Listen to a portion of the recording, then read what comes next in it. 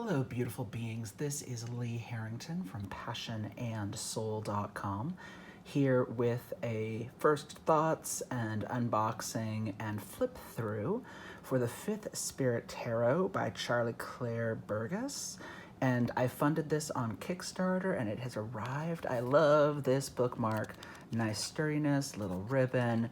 And then it looks like maybe it's the Two of Swords, I'm not sure, but has an interpretation on it or a little thought process. That's really clever. All right. And then here we've got some stickers showing off the Emperor and Empress, lots of shine. I appreciate the notion of looking at each of the minor arcana differently, and then thewordwitch.com is how you can find them. And as a transgender person myself, I really like the fact that they're approaching, you know, that notion of maleness and femaleness or masculinity and femininity in a more interesting way. All right, on this box itself, it's got some sturdiness to it. So it goes through a couple of the different cards. That's nice. It looks like it's gonna have some good variety in it. And then a queer, inclusive deck for a world beyond binaries. Yes, yes, yes. All right, I'm gonna set this down for just a second to open the box up.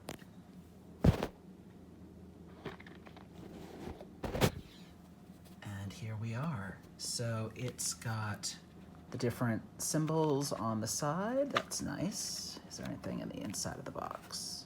Nope, plain inside, that's fine. They can save the money, doesn't really matter to me. And then let's see. All right, so we've got here some nice artwork pulling from different cards. It was pulled up a little bit because I had to pull the booklet out earlier. So I did take a tiny peek. So, here we go. Look at the introduction, some information about the tarot deck itself. Nice. Some information on laying out some basic spreads and numerology. That's always lovely. And then it looks like basic information on major arcana and minor arcana, but no sort of reinterpretation based on the deck itself. And then that's all different suits. Let's see, is there anything in the back? Just a little bit about their creator. Okay, and then information on contacting them. I appreciate that. All right, let's pull these cards out. Oh, kind of, they're slippery. That's important to know. Again, plain box. That's really important to know. I've had cards go flying in the past, so this is slippery, and then it's got some bend to it. That should be easy enough to shuffle, but it doesn't look like it's gonna fold too easily, so that's nice. Okay, let's go through our flip through. Oh, again, slippery. The Fool, nice little simpleness. Oh, love the Magician here. Yes, yes, yes, yes.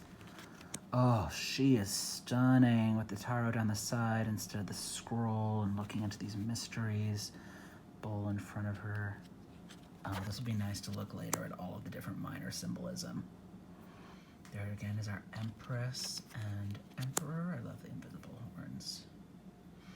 And then the eternal life. And it looks like we've got all of these different alchemical associations kind of woven into parts of the background. That's interesting. The Lovers. For folks who know me, that little bit of rope. And I appreciate the love being of yourself. I've seen a couple of decks do that recently. Oh, that's just fun. Love and trust and all the interpretations for strength. Been thinking about strength versus fortitude in some of these decks going back in history, so I like that.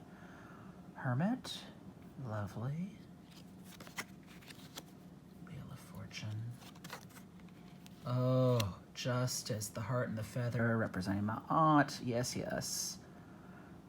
Especially right now with what's happening politically. It's a really good card. Hanged One. Oh, this interpretation of death is stunning. Instead of the three people at the foot of the Grim Reaper doing the chain there. Temperance, I love with the shoes off. It's a nice twist. Ooh. people who are unconscious or potentially unconscious to be able to have that be death. Intriguing. Oh, that's... huh. Let's see, we've got the star. Moon. Instead of the dogs there. The sun.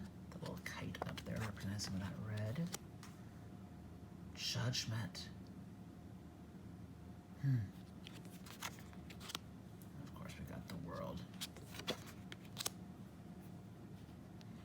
There's our ace. Looks like we're doing fire instead of wands. That's fine. Okay, different representations for the wands for each one. That's fun.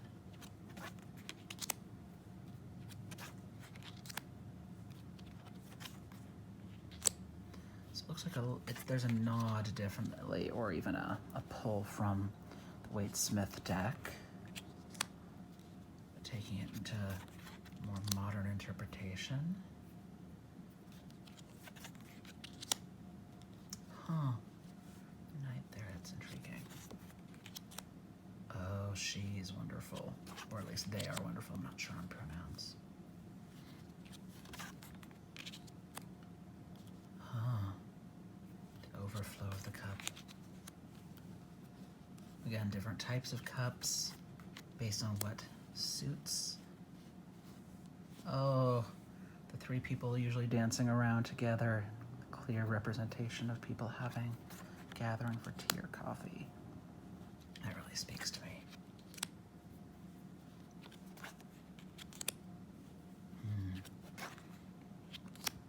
In the Kunstkammer.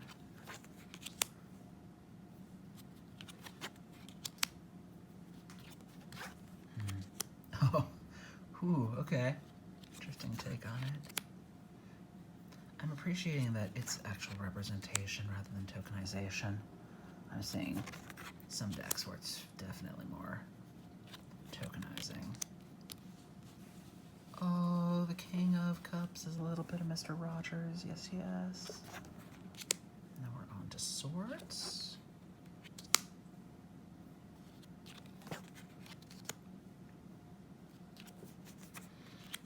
The moth style reminded me a little of Skull Garden in their tarot deck.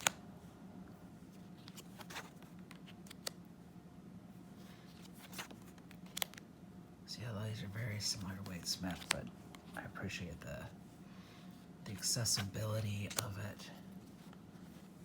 Right, it's one of the reasons I appreciate the modern witch tarot is the accessibility of the imagery, more classical imagery.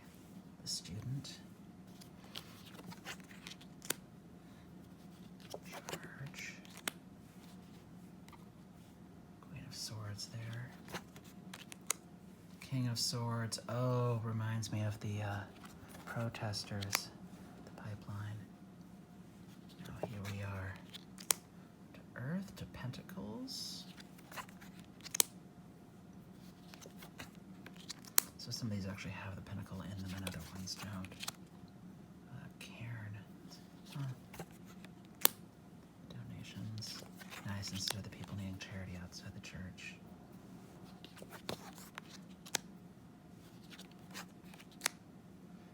And then, oh, 10 for Happy Hearth and Home.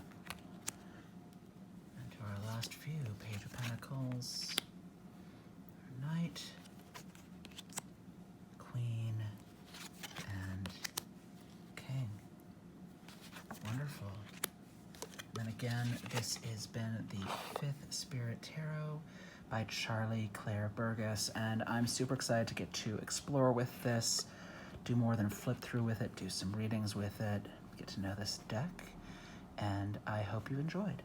Take care. Again, you can find me at passionandsoul.com.